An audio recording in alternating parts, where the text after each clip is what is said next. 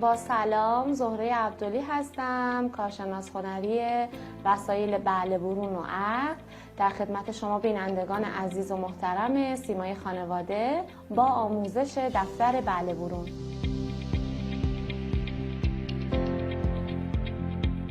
برای انجام این کار احتیاج داریم به یک دفتر بله برون، مقداری پارچه که بهتر هست کشسان باشه و یک پارچه اکریلیدار، 2 عدد مقوا، سایز جلد دفتر، مقداری گل تزئینی، حاشیه‌های فلزی و چسب حرارتی، 1 عدد قاب و حالا اون اسامی که قرار زیر این قاب قرار بگیره. خب برای اجرای کار ابتدا دفتر رو باز می‌کنیم و اندازه طول و عرض دفتر رو ما میگیریم.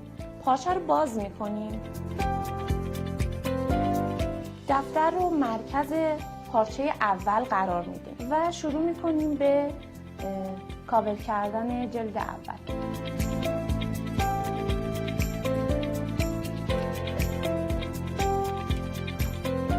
از سمت راست پارچه رو مقداری میکشیم، چسب میزنیم. در این مرحله که کاور اولیه انجام شد و تموم شد، شما میتونید همین کار رو تزیین بکنید و استفاده بکنید. منتها برای زیباتر شدن و جلوه کار استفاده میکنیم از یک تور تزیینی که من قبلا به ابعاد خود دفتر 5 سانتی بزرگتر برش زدم. باز میکنم، مجددا دفتر رو مرکز قرار میدم و تمام مراحلی که برای کاور اولیه انجام دادیم رو مجدد برای این کار هم انجام میدیم. یعنی ابتدا لبه اول رو چسب میزنیم، شروع میکنیم به چسبوندن لبه ها. جلد اول که تموم شد و کامل شد، جلد دوم رو هم به همین صورت برش میزدیم، میچسبونیم و تموم میشه. من قبلا یه دونه آماده کردم برای شما که ببینید کامل به این صورت در میاد. گوشه ها کاملا تر و تمیز، آماده تمیزکاری داخل دفتر میشیم.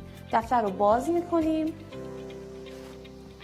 از 2 عدد مقوا که ابتدا گفتم برای تمیزکاری جلد دفتر استفاده میکنیم. مقواها رو قرار میدیم، اول جاش رو مشخص میکنیم و چسب میزنیم. کاور پشتی هم همینجوری چسب میزنیم و مقوا رو میچسبونیم. این کار رو باید حتما انجام بدیم که 2 طرف جلد تمیز و مرتب باشه. به این صورت که من به شما نشون میدم. دفتر ما حالا برای تزیین نهایی آماده شده. میتونین از حاشیه‌های فلزی استفاده بکنین. 4 طرف دفترمون رو، حاشیه‌مون رو قرار میدیم جاگذاری‌های اولیه انجام بشه که وقتی چسب میزنیم دیگه جدا نکنیم که آسیب ببینه.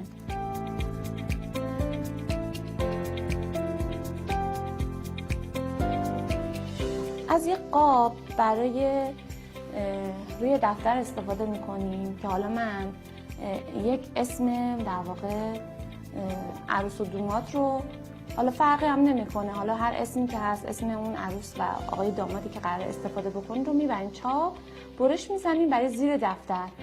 اول جاگذاری ها رو مجدد انجام میدیم و این مرکز دفتر قرار میگیره. قاب رو چسب میزنیم و به کاغذ اسامیمون میچسبونیم و مرکز دفترمون قرار میدیم.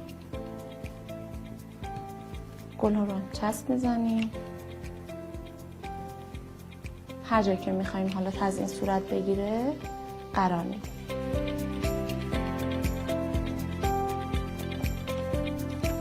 در انتهای کار دفتر ما آماده شده. امیدوارم که مورد پسند شما واقع شده باشه.